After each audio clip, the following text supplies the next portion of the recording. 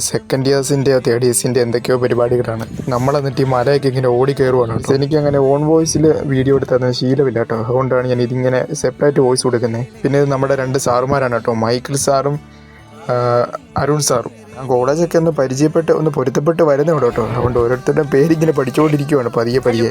പിന്നെ നമ്മൾ അവിടെ കുറച്ച് നേരമൊക്കെ സ്പെൻഡ് ചെയ്തിട്ട് തിരിച്ച് നടക്കുവാണ് കേട്ടോ.